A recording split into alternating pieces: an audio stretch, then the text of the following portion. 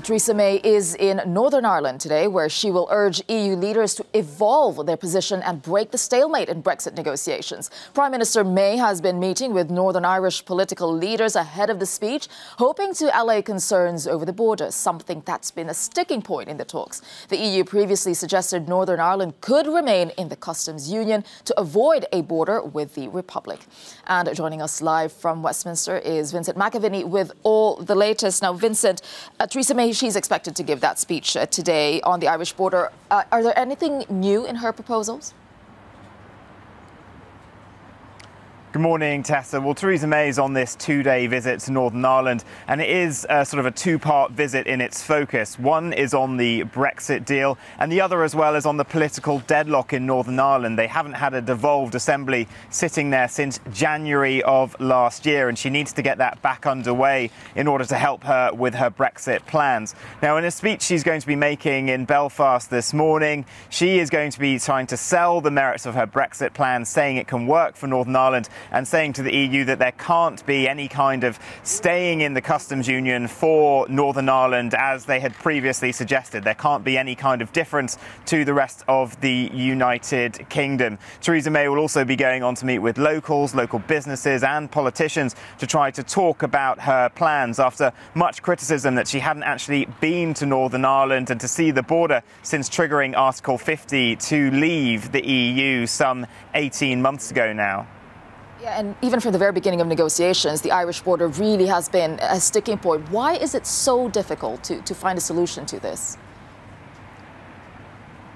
It has been an incredible sticking point, and you have to look at it really in the round. First of all, the actual border itself. It's 300 miles long. It will be the only border between the EU and the UK, but it has some 270 crossing points. That's more than the entire eastern flank of the EU. And if the UK leaves the single market and customs union in the hard or no-deal Brexit scenario, you then have to have some kind of customs arrangement there. But you also have to look at the history of this part of the world. Now, during the Irish Troubles, this was a heavily militarized border. Only certain crossings were open. And under the Good Friday Agreement, which brought peace to Northern Ireland some 20 years ago, part of that was to take all that away, allow the free movement of people and goods across the border.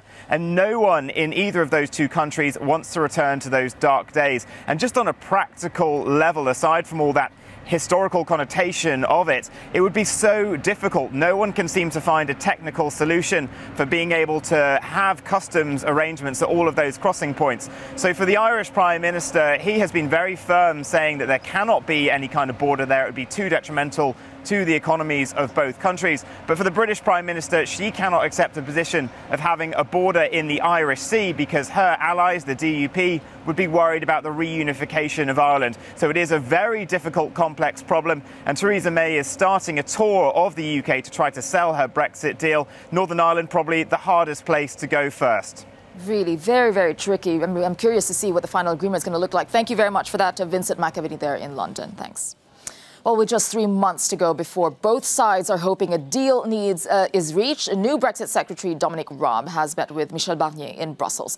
With the Brexit deadlock largely caused by the British government's struggles to command a majority in Parliament, Dominic Raab called for extra meetings with his EU counterpart ahead of October's final summit in the hope of avoiding the UK crashing out of the EU without a deal. And here is what Raab had to say.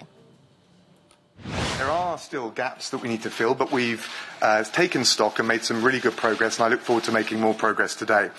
It is also now vital that we make progress on the establishment of a framework for our future partnership. I come out today to discuss in the detailed proposals that we've got in our white paper that you will have seen, and I'm looking forward to, with renewed energy, vigour and vim, looking at the detail of all of this. As Michel has